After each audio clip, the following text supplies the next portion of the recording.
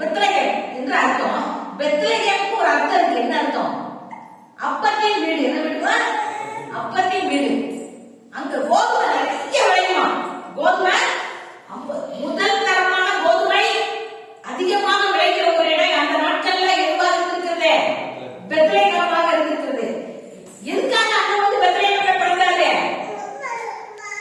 ஜீவ அப்பம் நானே சொன்னாரா? இயேசு என்ன சொன்னாரு? ஜீவ அப்பம் நானே. அந்த நிரூபிக்கும்படியாக அவரு அந்த கோதுமை விளைகிறதான அந்த இடத்துல பெத்லகேம்ல இயேசு கிறிஸ்து பிறந்தாரு. அது மாத்திரமல்ல, தாவீதின் ஊர்ல அவர் பிறப்பேன் தரிசனம். தாவீதின் ஊர், தாவீதுடைய ஊர் 1 சாமுவேல் வீட்டிலே வாசி பார்த்துக்கோங்க. 1 சாமுவேல் 16ஆம் அதிகாரத்துல சாமுவேல் தீர்க்கதரிசி சவுல் ராஜாவை ஆண்டவர் தள்ளின உடனே, நீங்க லாயக்கில் தள்ளின உடனே வேற ஒரு ராஜாவை ஏற்படுத்தணும். எத்தனை ராஜா கேட்டு அழுகுறாங்க. யாரு? இந்த ஜனங்கள். ஆனபடினால தாவீதை ஆண்டவர் தெரிந்து கொண்டபடினால ஈசாயின் குமாரன் தாவீதை தெரிந்து கொண்டார். அவங்க ஊர் போட்டிருக்கு 1 சாமுவேல் 16ல, பெத்லகேமியனாகிய ஈசாயின் வீட்டுக்கு நீ போவாயாக. பெத்லகேமியனாகிய ஈசாயின் வீட்டுக்கு நீ போவாயாக. நான் யாரை சொல்கிறேனோ அவனை நீ ராஜாவாக அபிஷேகம் பண்ணுவாயாக ஆண்டவர் சொல்றாரு. அப்போ தாவீதின் ஊர் இதுவா? பெத்லகேம். அதனால பெத்லகேம்ல ஆண்டவர் பிறந்தாரு. 2 வித்தியாசம் வந்துச்சா? ஒண்ணு அப்பத்தின் வீடு கோதுமை, ஜீவ அப்பம் நானே. 2வது தாவீதின் ஊரே பெத்லகேம். அடுத்து இன்னொன்னு ஒரு விஷயம் வந்து இந்த ஒரு விஷயம் இருக்கு. நான் சொல்றேன். அப்படின்னால 3 வித பெரிய காரணங்கள் அது பிரசனத்தில் வரும். இன்னொரு காரணம் வந்து டீச்சர் ஞாபகம் வச்சு, நானே நல்ல மேய்ப்பர் சொல்றாருல்ல. நல்ல மேய்ப்பர் தன் ஆடுகளுக்காக தன் ஜீவனை கொடுக்க இயேசு கிறிஸ்து வந்தாருல்ல. அப்போ நானே நல்ல மேய்ப்பர் என்று சொன்ன ஆண்டவர் ஏன் பெத்லகேம்ல அதை எப்பிராத்தாவுல பிறந்தாருன்னா, அந்த ஆடுகள் முதல் தரமான ஆடுகள் இந்த உலகத்துல எல்லா ஆட்டு மந்தையும் பாருங்க, அதுல ரொம்ப முதல் தரமான ஒரு ஆடு, முழுமையான அழகான பலன் கொடுக்கக்கூடிய ஆடு வர்க்கம் அந்த பெத்லகேம்ல அந்த எப்பிராத்தாவுல தான் இருக்கும். அதனாலதான் நானே நல்ல மேய்ப்பன், ஆடுகளுக்காக என் ஜீவனை கொடுக்க நான் இந்த பெத்லகேமுக்கே பிறந்திருக்கிறேன். இந்த எப்பிராத்தாவுல நான் ஜீவ அப்பம் எப்பிராத்தா என்ற அப்பத்தின் வீட்டில நான் பிறந்திருக்கிறேன். தாவீதின் ஊர்ல பிறந்திருக்கிறேன் அப்படின்னு சொல்லி ஆண்டவர் வந்து பிறந்தார பார்த்துக்கோங்க. அது மாத்திரமல்ல, நீங்க 5:2 திட்டவட்டமா ஆண்டவரையும் பல தீர்க்கதரிசிகள் மூலமாக இயேசு கிறிஸ்து பிறப்பாருங்கிறத பிழையாம் தீர்க்கதரிசி இன்னும் பல தீர்க்கதரிசிகள் மூலமாக ஆண்டவர் முன்குறித்த அவர் என்ன சொன்னாரோ தீர்க்கமாக சொல்லுவதை தீர்க்கதரிசிகள் அவர் சொன்னது அப்படியேவோ 2000 வருடங்களுக்கு முன்பாக நிறைவேறிச்சு. அதான் நம்ம என்ன செலிப்ரேட் பண்ண போறோம். அதுதான் கிறிஸ்துமஸ். அதுக்காக தான் இயேசு உலகத்துல வந்தாரு. அப்படினால முதல்ல படிப்பறிவு இல்லாத மேய்ப்பர்களுக்கு அவங்க புரிஞ்சுக்கிற அளவுக்கு அவங்களுக்கு வெளிப்படுத்தினாரு. அதுபோல அந்த நியாய சாஸ்திரிகள் ஞானிகளுக்கு 2வது நட்சத்திரத்தின் மூலமாக ஏன் வெளிப்படுத்துறாங்க? அவங்க படிச்சவங்க, அவங்களுக்கு அறிவு ரொம்ப இருக்கு, ஞானம் ரொம்ப. அவங்களுக்கு எப்படி தன்னை வெளிப்படுத்தணுமோ அப்படி வெளிப்படுத்துறாரு. நமக்கு எப்படி வெளிப்படுத்தணுமோ ஆண்டவர் நம்மளோட பேசணும்னா எல்லாத்தையும் ஒரே விதத்துல பேச மாட்டாருங்க. நம்மளுடைய அறிவு ஞானம் நம்மளை பற்றி அவருக்கு நல்லா தெரியும். நமக்கே நம்மளை பற்றி தெரியாது, ஆண்டவருக்கு நம்மளை பத்தி நல்லாவே தெரியும். டீச்சர்கிட்ட எப்படி பேசணும், டீச்சர்கிட்ட எப்படி பேசணும், சாப்பிட்டு எப்படி பேசணும், சாட்சியா எப்படி பேசணும்,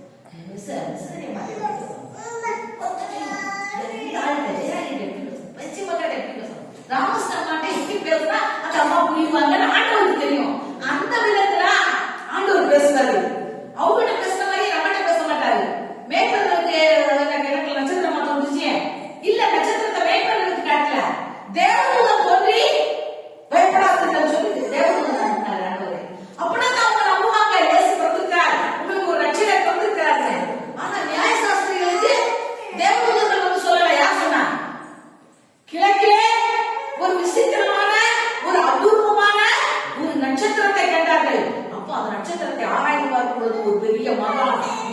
பெத்லகேமிலே பிறந்திருக்கிறார். நாம் எதிர்பார்த்த யூதருக்கு ராஜாவாக நமக்கு விடுதலை தரக்கூடிய ஒரு ராஜா பிறக்க போகிறார். ஆனா அவங்க ஒரே ஒரு தப்பு என்னன்னா, அவங்க வந்து அரசியல் ரீதியில அவங்க யோசித்தாங்க. அவங்க வந்துட்டா யூதருக்கு ராஜாவாக பிறந்துட்டா நீ நம்ம இந்த ஏரோது ராஜாவோ மற்ற ராஜாக்களோ நம்மள ஆட்சி செய்ய மாட்டாங்க, குடும்பப்படுத்த மாட்டாங்க, நம்ம நல்லா வாழலாம், நமக்கு ஒரு தனி ராஜா அப்படி. அதுக்காக ஆண்டவர் வரல. ஆண்டவர் வந்து ஆத்துமாவுக்காக ஆண்டவர் வந்தாரு. அதாவது பாவத்திலையும் சாபத்திலையும் வியாதியிலையும் போராட்டத்திலையும் கஷ்டத்திலையும் கண்ணீரிலும் கவலையிலும் சிறையிலும் அடிமைத்தனத்திலும் வாழ்ந்து கொண்டிருக்கிற ஒவ்வொரு மாம்சமான ஒவ்வொரு பிள்ளைக்காகவும் ஒவ்வொரு மனுஷனுக்காகவும் மனுஷிக்காகவும் அவனுடைய கண்ணீரை துடைப்பதற்கு அவனை விடுவிப்பதற்காக இயேசு கிறிஸ்து ஆத்துமாவில நம்ம விடுவிப்பதற்காக அவர் வந்தாரு. ஆனா இவங்க அரசியல் பண்ண ஆண்டவர் வருவாரு, ஒரு அரசியல்வாதி போல ஒரு தலைவரா ஒரு ராஜாவா வருவாரு இவங்க நினைச்சாங்க. அதுக்காக ஆண்டவர் வரல. ஆண்டவர் வந்து நம்முடைய ஆத்துமாவுக்காக முதல்ல அவரு இயேசுதான் உலக ரட்சகர் என்று அர்த்தம். உலகத்தின் பாவங்களை சுமந்து தீர்க்கும்படியாக முதல்ல நம்முடைய கண்ணீருக்கு கவலைக்கு பிரச்சனைக்கு வேதனைக்கு காரணமே பாவம் தான். இந்த பாவம் நம்மளை அடிமைப்படுத்தி அதுல விடுதலை அடைய முடியாம மனுமக்கள் நம்ம வாழ்ந்து கொண்டிருந்தோம். நம்ம அந்த பாவத்தின் அடிமைத்தனத்திற்கு நம்மை நீங்களாகும்படியாக நம்மை விடுவிக்கும்படியாக இயேசு கிறிஸ்து வந்தார். அதுக்காக நம்ம பிறந்தார். அல்லேலூயா, அல்லேலூயா. அதனால நீங்க புரிஞ்சுக்கோங்க. அது மாத்திரமல்ல, ஆனபடினாலே இப்போ வந்து மூன்றே காரியங்களை முன்பாக நான் வைக்க போகிறேன். இன்றைய தலைப்பு வந்து இயேசுவின் நட்சத்திரம். என்ன பிரசங்கம் நீங்க தலைப்பு? கிழக்குல ஒரு நட்சத்திரம் தோன்றுச்சுல, இப்ப வாஸ்தவத்துல நம்ம அந்த நட்சத்திரத்தை பார்த்துதானே இஸ்ரேல் சாஸ்திரிகள் வராங்க. இயேசு பிறந்தாரு. அப்போ அந்த நட்சத்திரம் தோன்றியதன் நோக்கம் என்ன சொல்லுங்க பாப்போம். எதுக்காக நட்சத்திரம் வந்துச்சு? இயேசு பிறந்து விட்டார், இயேசு பிறந்து விட்டார், இயேசு பிறந்து விட்டார்.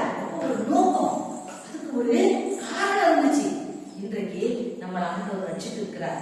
உங்களை என்னையும் எத்தனையோ சூழ்நிலையில இருந்து நம்ம குடும்பத்துல இருந்து இந்த கிராமத்துல இருந்து ஊரில் ஒருவனாக வம்சத்தில் ஒருவனாக ஊரில் ஒருவனாக நம்ம ஒவ்வொருத்தரையும் ஆண்டவர் இங்க வந்து உட்கார வச்சிருக்காரு. நம்ம எதற்காக அவர் தெரிந்த அதுக்கு நோக்கம் என்ன, அதுக்கு ஒரு அர்த்தம் என்ன? இந்த நட்சத்திரம் அங்க கிழக்குல தோன்றதுக்கு ஒரு நோக்கம் இருந்தது. இயேசு பிறந்துட்டாரே, வாங்க வாங்க வந்து பாருங்க, இயேசு பிறந்துட்டாரு வந்து பாருங்க, உங்களுக்கு ரட்சகர் பிறந்திருக்கிறார் தாவீதின் ஊர்ல. இதோ பாவங்களை உலகத்தின் பாவங்களை எல்லாம் நீங்களாக்குகிற ரட்சகர் பிறந்திருக்கிறார், பாவங்களை ரட்சிக்கிறார் என்ற அர்த்தம். எப்படி அது அறிவிச்சதோ அந்த நட்சத்திரம் எதுக்காக வந்தது? இயேசு பிறந்திருக்கிறார் அறிவிப்பை கொடுப்பதற்காக. இன்றைக்கு ஆண்டவர் உங்களை என்னை பாவத்திலிருந்து ரட்சித்து நம்மளுடைய உள்ளத்துல பிறந்திருக்காரு. நமக்கு ஒரு நோக்கம் இருக்கணும்ல. இயேசு இருக்கிறாருப்பா, இயேசு ஒரு கடவுளே உயிரோடு இருக்காரு, வாழ்றாரு. அவர் என்ன வாழ்க்கையில வெளிப்பட்டாரு. நான் இப்படி இருந்தேன், அப்படி கண்ணீர்ல இருந்தேன், உபதிரவத்துல இருந்தேன். அவங்க வந்து இப்படி இயேசுவை பற்றி எனக்கு சொன்னாங்க, அதை அறிஞ்சுக்கிட்டேன். இயேசுவை பற்றி அறிவிப்பதற்காக உங்களை என்னை ஆண்டவர் நட்சத்திரத்தை போல தெரிந்து கொண்டார். அது அந்த இயேசுவின் நட்சத்திரம் வேற யாரும் அந்த கிழக்கில் இருந்த அந்த நட்சத்திரம் நீங்களும் நானும் தான். அந்த நட்சத்திரத்தை ஆண்டவர் எதுக்கு அனுப்பினாரோ அது நோக்கம் நிறைவேறிச்சு. அவருடைய விருப்பத்தை அந்த நோக்கம் செய்தது. இன்றைக்கு இயேசு பிறந்திருக்கிறார். கிறிஸ்துமஸ்னா என்ன? எத்தனை பேருக்கு நம்ம சொல்லியிருக்கோம்? நம்மளால முடிந்த அளவு, நம்ம அறிவுக்கு தகுந்த அளவுக்கு ஒரு ஆத்மாவுக்காவது ஒரு 2 பேருக்காவது நம்ம இருக்கல, நம்மளோட பழகிறவங்க பேசுறவங்க நம்ம சொன்னா அவங்க கேட்கறவங்க கேள்வி செய்றவங்க சொல்றாங்க. கேள்வி செஞ்சாலும் அவங்களையும் சொன்னாங்க என்ன? அப்ப அந்த நட்சத்திரம் இயேசு பிறந்திருக்கிறார் என்பதை அறிவித்தது. அதனுடைய நோக்கம் கடவுள அங்க கிழக்குல எல்லா நட்சத்திரத்தை விட்டு அந்த ஒரு நட்சத்திரத்தை மாத்திரம் அன்னைக்கு அந்த கிழக்குல ஆண்டவர் வச்சாருன்னா எதுக்காக இயேசு பிறந்திருக்கிறார் என்பதை அறிவிப்பதற்காக. அப்போ பண்டிகைனா என்ன, கிறிஸ்துமஸ் பண்டிகைனா என்ன, ஒரு வார்த்தையாவது இயேசுநாதர் பிறந்திருக்காருன்னா அவர் நம்ம பாவத்தை எல்லாம் தொலைக்கிறதுக்காக பிறந்தாரு. அவரை நம்பினா போதும், அவரை ஏற்றுக்கொண்டா போதுமா, விடுதலை தருவாருமா, கண்ணீரை துடைப்பாருமா. இப்படி எல்லாம் ஒரு உலகத்துல 33 வருஷம் வாழ்ந்தாரே, வாழும்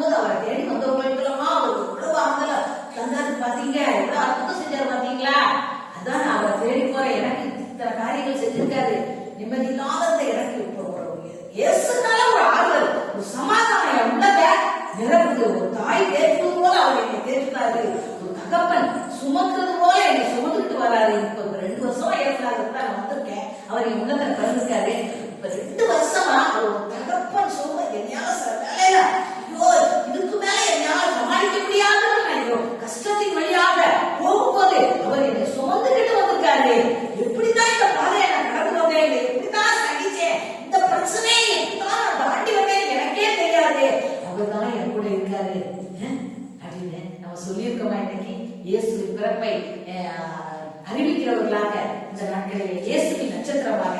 இன்னொன்னு அது ஒரு வித்தியாசமான நட்சத்திரமா இருந்தது. எப்படி இருந்துச்சுன்னா மற்ற நட்சத்திரம் அந்த நட்சத்திரம், அந்த கிடைக்கிறேன் பார்த்த அந்த நட்சத்திரம், அந்த இயேசுவின் நட்சத்திரம் இந்த சந்திராவாகிய நான் தான் அப்படின்னு சொல்லி நம்ம சொல்லணும்.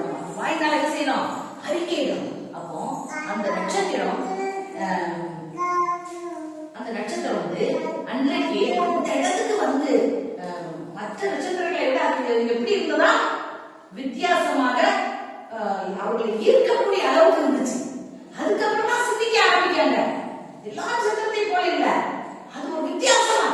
இன்றைக்கு இயேசுவாகிய நட்சத்திரமாகிய இயேசுவின் நட்சத்திரமாகிய இந்த சந்திரா மற்றவங்களை விட வித்தியாசமானவளாக, மற்றவங்க பார்வையில, பேச்சுல, நடக்கையில, பார்வையில, கொடுத்துறதுல, போறதுல, வாரதுல எல்லாத்துலயும் வித்தியாசமா இருக்கிறனா ஒரு வித்தியாசத்தை காட்டுகிற ஒரு நட்சத்திரமாக இயேசுவின் நட்சத்திரமாக மற்றவர்கள் என்னிலே வித்தியாசத்தை காண்பவர்களாக நான் இருக்கிறேனா? என்ன வித்தியாசம்? நம்ம பேச்சு மாறணும், நம்ம நட உட முந்தி மாதிரி ஊத்திக்கிட்டு முந்தி மாதிரி பேசிக்கிட்டு புரண்டி பொக்கட்ட மற்றவங்க தேவை ஒரு ஆளுக்கு சரியா இல்லையா அந்த பார்த்து சிரிக்கணும், அவ்வளவுதானே ஒழிய பேசினா அதுக்கு பதில் சொல்லுமே ஒழிய அவங்ககிட்ட உட்கார்ந்து மணிக்கணக்கா பேசிக்கிட்டு தேவையில்லாததெல்லாம் பேசிக்கிட்டு உலக விஷயம், ஊர் விஷயம், அந்த விஷயம், இந்த விஷயம், அவங்கள பத்தி இவங்களை பத்தி இயேசுவின் நட்சத்திரம் அப்படி பேசுமா? இயேசுவின் நட்சத்திரம் அப்படி பேசாது. அப்ப நம்மகிட்ட ஒரு வித்தியாசம், நம்ம இயேசு நட்சத்திரம் தான் நம்ம. அப்ப நம்ம அந்த நட்சத்திரத்துக்கு வித்தியாசம் இருந்தது, ஒரு பிரகாசம். மற்ற நட்சத்திரங்களை விட ஒரு வித்தியாசமா இருக்கோம்னா அவங்க என்ன பண்ணாங்க? உடனே யோசிக்க ஆரம்பிச்சு உடனே இயேசுவே பிறந்திருக்கிறார் என்று சொல்லி இயேசுவை பார்ப்பதற்கு அவர்கள் போனார்கள். இன்றைக்கு நம்மளை நோக்கி 6 லட்சவர்கள், கெட்டவர்கள், மனசு பாரம் உள்ளவங்க, கடன் பிரச்சனைகள் இருக்கிறவங்க, பலவிதமான கஷ்டத்துல ஆறுதல் இல்லாம சில இடங்கள்ல திடீர் மரணங்கள் ஏற்படுது, சில இடங்கள்ல எத்தனையோ காரியங்கள், அவங்களுக்கு எல்லாம் ஆறுதல் தேடுதல். அவங்களுக்கு நம்ம பேசினா ஒரு 2 நிமிஷம் பேசினாலும் அவங்க தக்காண்டியா ராமகிருஷ்ண கண்டியா அவங்க கிட்ட பேசினாலே அப்படியே கவலையெல்லாம் மனசுல பாரத்தோடுதான் போனேமா. ராமகிருஷ்ணமக்கா என்னமோ யஸ்னாருன்னு சொல்லிச்சு, என்னமோ யஸ்னாருக்கு என்னென்னமோ பண்ணாராம், அவ்வளவு கஷ்டங்களை எல்லாம் மரணத்தை எல்லாம் சந்திச்சதான். அப்படி நிலைமையில யஸ்னார் இன்னைக்கு ஆறுதலை தந்து அவங்கள ஒரு இனம் புரியாத ஒரு சமாதானத்தை அவங்க தந்தாரா. கொஞ்ச நேரம் தான் பேச, 10 நிமிஷம் தான் பேசுறேன், எனக்கு அப்படி ஒரு பாரம் எங்கதான் போச்சு தெரியல. பாராட்ட ஓட இருந்த அந்த வருத்தம், அந்த பாரம் ஓடிடுச்சு. உண்மையில அந்த அம்மாட்ட பேசுறேன், அப்படியே மனசு உள்ளதெல்லாம் பாரப்பெல்லாம் நீக்கிற மாதிரி இருக்கு அப்படின்னு சொல்லணும். வித்தியாசம், நம்ம இடத்துல வித்தியாசத்தை. அப்போ அதுபோல அப்படிப்பட்ட ஒரு இயேசு நட்சத்திரமாக இன்னைக்கு நாம இருக்கணும் பார்த்துக்கோங்க. அது மாத்திரமல்ல, ஆண்டவர் என்ன சொல்லியிருக்காரு தெரியுமா? வீட்டுல வாசிப்பாங்க, தானியேல் 12ஆம் அதிகாரத்துல நமக்கு ஒரு பேர் வச்சிருக்காரு. இயேசுவை காட்டுறோம்ல அந்த நட்சத்திரமாக நம்ம இயேசுவின் நட்சத்திரம் எப்படி இருக்கணுமா? இயேசுவின் நட்சத்திரமாக நாம் இருந்தோமானால் நமக்கு ஒரு பேர் வச்சிருக்காரு. தானியேல் 12 3ஆவது வசனத்துல இருந்து வாசித்து பாருங்க. ஞானவான்கள் யாரா? உலகத்துல உள்ள கோடிக்கணக்கான ரூபாய் வச்சு பணக்காரங்களா இருக்காங்க, அவங்கள பார்த்து சொல்லல, ஆண்டவர் நம்மை பார்த்து இயேசுவின் நட்சத்திரமாக நாம் இருந்தால் நம்மளுக்கு வித்தியாசம் மற்றவர்கள் பார்த்தால் நம்மை பார்த்தாங்க சில ஞானவான்கள். அடுத்து அநேகரை நீதிக்குட்படுத்துகிறவர்கள், பாதாள குழியிலிருந்து, பாவத்திலிருந்து, புரட்டு பேசுறதுல இருந்து நிறைய பேரை தூக்கி எடுத்து நிறுத்துறவங்க.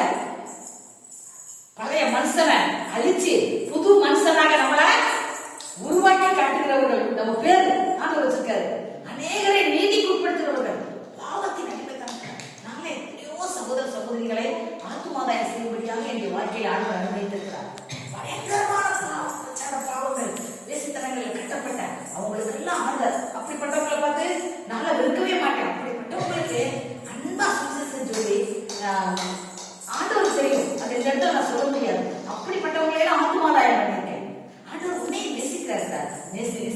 சகோதரியே. நீ ஆண்டவருக்கு தேவை. பாவங்களை வெறுக்கிறார், பாவியவும் அவர் நேசிக்கிறார். வேதத்துல பார்த்தேன்னா பலவீனர் காண்டம் ஒன்று உதவாதுதான், அவங்கதான் ஆண்டவருக்கு தேவை. அவர் பாவிகளை தான் ரசிக்க வந்தார். நல்ல நீதிமான்களுக்காக அவர் பத்திரிகைகளை பிறக்கல. பாவிகளை, துக்கப்படுகிறவர்களை, தரித்திரனுக்கு சுவிசேஷத்தை அறிவிக்க கர்த்தராகிய தேவனுடைய ஆவியானவர் என்மேல் இருக்கிறார். தரித்திரனுக்கு சுவிசேஷத்தை அறிவிக்க. தரித்திரத்தை என்னது? எல்லாத்துலயும் தரித்திரம். பாவத்துல வாழ்றவங்க, கடன்ல, கண்ணீர்ல, கவலையில, சந்தோஷமே இல்லாம வாழ்றாங்கல்ல, ஒரு நிம்மதி இல்லாம வாழ்றாங்களா, அவங்க எல்லாம் தரித்திரர்கள். அப்ப தரித்திரருக்கு சுவிசேஷத்தை அறிவிக்க ஆவியானவர் நம்மை அபிஷேகித்திருக்கிறார். அந்த இயேசு நமக்குள்ளாக வந்திருக்கிறார். அந்த இயேசுவின் நட்சத்திரமாக நீங்களும் நானும் இந்த நாட்களிலே கர்த்தர் நம்மை மாற்றி இருக்கிறார். அப்படினாலே இன்றைக்கு நாம் ஆத்துமாக்களை ஆதாயம் பண்ணுகிறவர்கள். நீதிமொழிகள் 11:30 ஒரு வசனம் இருக்கு. ஆத்துமாக்களை ஆதாயப்படுத்துகிறவர்கள் தான் என்ன செய்கிறார்கள்? ஞானம் உள்ளவர்கள் என்று வேதம் சொல்லுது. அப்படிப்பட்ட நட்சத்திரம் இயேசு நட்சத்திரமாக இன்றைக்கு இருக்க விரும்புகிறார். ரெண்டாவது பாத்தீங்கன்னா, அந்த நட்சத்திரத்துக்கு ஒரே பாதலா இருந்துச்சு, அந்த கிழக்கு. இன்னும் லூக்கா சுவிசேஷத்தை வாசித்து பாருங்க. அந்த கிழக்கத்தான் போட்டிருக்கு. அந்த கிழக்கு திசையை விட்டு அந்த நட்சத்திரம் எங்கேயுமே நகரல. பார்த்துக்கோங்க, இவங்களாம் திசைமாறி போயிட்டாங்க. யாரு? சாஸ்திரிகள். அந்த ஞானிகள் வந்தாங்கல்ல, அவங்க திசைக்குள்ள வந்த உடனே நட்சத்திரத்தை பார்த்துட்டாங்க. அவங்க நட்சத்திரம் தான் ஏசு பந்திருக்கிறாங்க, எருசலேமுக்கு கூட்டு வந்துச்சுமா, அதை அவங்க மறந்து அவங்க வழி விலகி போயிட்டாங்க. வழி விலகி ராஜா ஆராதனைக்குள்ள போறாங்க. அவங்களுக்கு மாம்சம் வெளிப்பட்டுச்சு.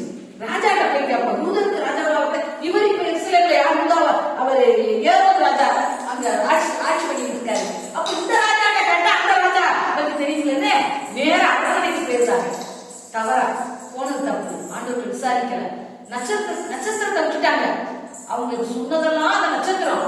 இன்றைக்கு அந்த நம்ம ரட்சிப்பை பற்றி சொல்லியிருக்கலாம். இன்றைக்கு நமக்கு ரட்சிப்பை பற்றி எத்தனையோ பேர் சொல்லியிருப்பாங்க. நம்ம அவங்கள பின்பற்ற கூடாது. நம்ம அவங்க வழியில வருவாங்க. அவங்ககிட்ட ஏதோ விலகில இருக்கும், அவங்ககிட்ட குறைகள் இருக்கும், அவங்ககிட்ட பாவங்கள் இருக்கும். அவங்களோட நீங்க நீதிமன்ற கர்த்தர் உங்களை உருவாக்குறாரு. நீங்க அவங்கள பார்க்காதீங்க, அந்த நட்சத்திரத்தை சாஸ்திரிகளை பார்க்காதீங்க.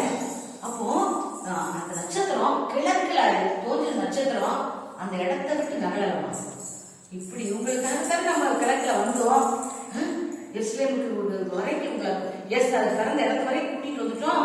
நம்மள நம்பாம அரண்மனைக்குள்ள நுழைஞ்சிட்டாங்க. அரண்மனைக்குள்ள நம்மளை கைவிட்டுலாம், துணைவை கைவிடலாம். நம்ம ரட்சிப்புல நடத்துறவங்களே நம்மளை மறந்துடலாம். சபையிலேயே விசாரிக்காம போயிடலாம். சில பேரு பணக்காரர்கள் மாத்திரம் சொல்லிப்பாங்க. இப்படி சபைகளும் இருக்கு. நிறைய இடங்கள்ல நான் பார்த்திருக்கேன் கண்ணால. அப்போ படிச்சவங்களை தான் மதிப்பாங்க, டீச்சர் வேலை பார்க்கறவங்களை தான் மதிப்பாங்க. இப்படியெல்லாம் சூழ்நிலைகள் இருக்கு. நம்ம யாரையுமே பார்க்க கூடாது. அந்த நட்சத்திரம் அந்த கிழக்கு ஆண்டவர் அவர் எதை எங்க வச்சாரோ அங்க அவர் தரித்து அந்த ஆண்டவர் வச்ச இடத்துல அது அமைதியா இருந்துச்சு. அதனுடைய நோக்கத்தை நிறைவேற்றும்படியாக அவங்க எப்படி ஒரு ராஜா அரண்மனையிலிருந்து வெளியே வருவாங்கல்ல, திருப்பி அவங்களுக்கு நம்ம பாதை காட்டுவோது அந்த இடத்தை விட்டு நகரல. நமக்கு எவ்வளவு கஷ்டங்கள் வந்தாலும் நம்ம சபையை விட்டு போகக்கூடாது. கடவுள் நம்ம கொடுத்தா இந்த சபை நம்ம குடும்பத்துக்காகவே இந்த சபையை ஏற்படுத்தி இருக்கிறார். எவ்வளவு பிரச்சனைகள், என்ன இத்தனையோ காரியங்களை சத்துரு ஜோடிச்சு நமக்கு முன்பாக நம்ம இந்த சபையை விட்டு போகும்படியாக அங்க போன நல்லது, இங்க போன நல்லது அப்படிலாம் காட்டுவான். இந்த நட்சத்திரம் நமக்கு எதை காட்டுகிறது? அது கிழக்கிலே கண்ட நட்சத்திரம். அவங்க ராஜா அரண்மனையிலிருந்து அவங்க வெளியே வராங்க. ராஜாவால சொல்ல முடியல, ராஜாவுக்கு தெரியல. அவன் பெரிய உலகாரன். யூதருக்கு நான் ராஜாவா இருக்கும்போது யூதருக்கு ராஜாவா பிறந்துட்டானா? நீங்க பார்த்து சொல்லுங்க, நான் அதை மன்னிச்சுக்கிறேன். கொள்றதுக்கு வழி தேடுவாங்க. அறியாம அங்க போயிட்டாங்க. அப்ப அது போல நம்ம அறியாம சில ஃப்ரெண்ட்ஷிப்போட, அறியாம சில தாட்ல, நம்ம நினைவுகள்ல அறியாம சில காரியங்கள் நமக்கு நம்மளுடைய உறவை விட்டு, நம்முடைய சபையை விட்டு, ஊழியத்தை விட்டு, நம்ம குடும்பத்தை விட்டு, ஊரை விட்டு, நம்முடைய வேலையை விட்டு நம்ம நீக்கும்படியாக எத்தனையோ காரியங்கள் நம்ம வரலாம். நம்ம கர்த்தர் நம்மளை எங்க வச்சாரோ எவ்வளவு கஷ்டங்கள், பாடுகள், நிந்தைகள், அவமானங்கள், யார் நம்மை மதிச்சா என்ன, மதிக்காட்டா என்ன, யார் பேசினா என்ன, பேசாட்டா என்ன, கர்த்தர் கொடுத்த அந்த சபையில நானே இயேசுவின் நட்சத்திரமாக நான்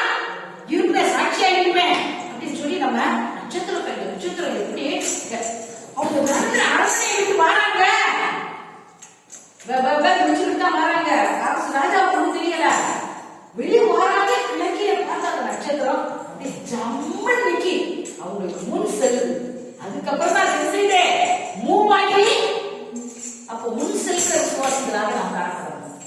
நம்ம யார பிற்போக்கு மற்றவங்க 4:15-19 கலாத்தியர் 5:1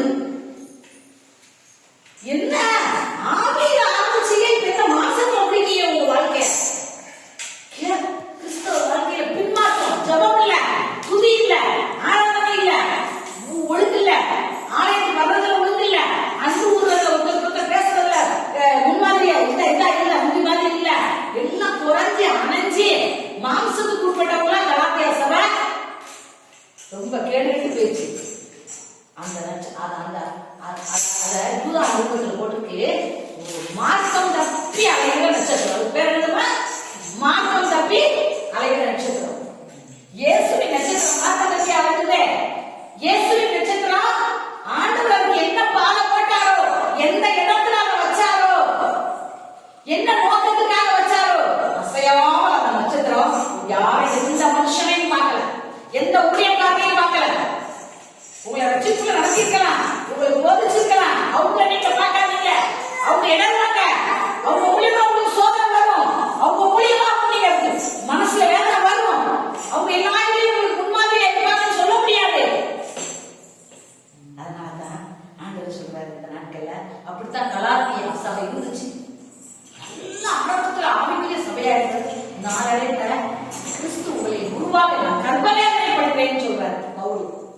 என்ன இப்படி எல்லாம் இருந்தீங்க, எவ்வளவு உற்சாகமா இருந்தீங்க, இப்ப ஏன் இப்படி அனைத்துமே இருக்கீங்க? ஜெப வாழ்க்கையில ஒரு விசுவாசம் இல்ல, ஒரு நம்பிக்கை இல்ல, ஆண்டவர் மேல ஆராதனைக்கு ஒழுங்கா வர்றது இல்ல, பைபிளே இனிமையா இல்ல, உங்களுக்கு வேத வாசிக்கவே பிடிக்கல, ஏதோ கடமையா எடுத்து வாசிக்க உற்சாகமா ஒரு நாள் ஊழியம் செஞ்சாங்க, இப்ப ஊழியமே கிடையாது. இப்படி ஆண்டவர் நம்மளை பார்த்து சொல்லக்கூடாது. கலாத்தியா சபையை பார்த்து மார்க்கம் தப்பி அடைகிற நட்சத்திரங்கள் யூதா 13வது யூதா ஒரு அதிகாரத்தை உண்டு.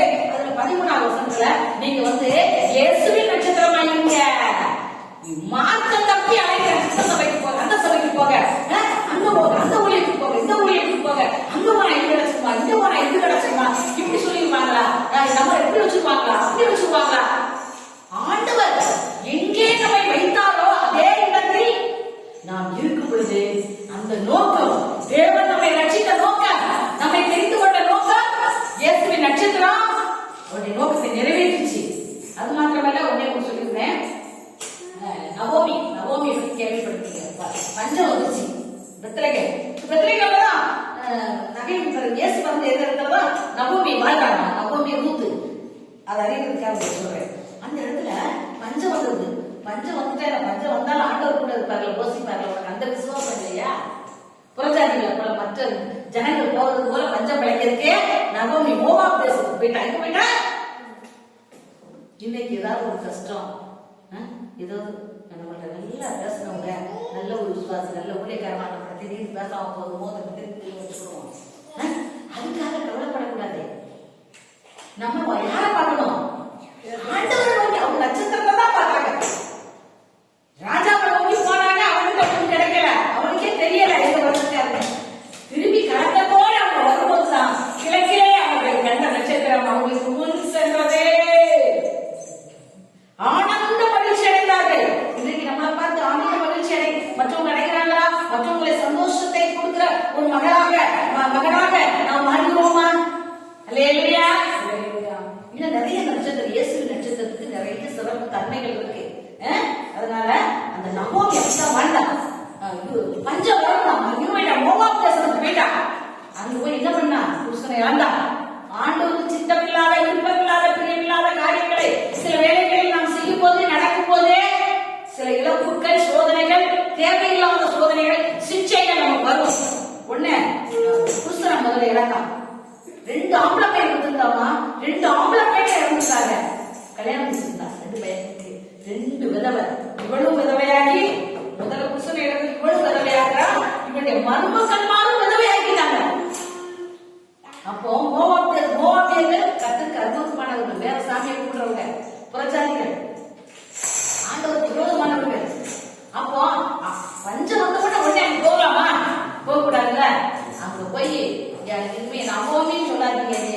என்னை மாறா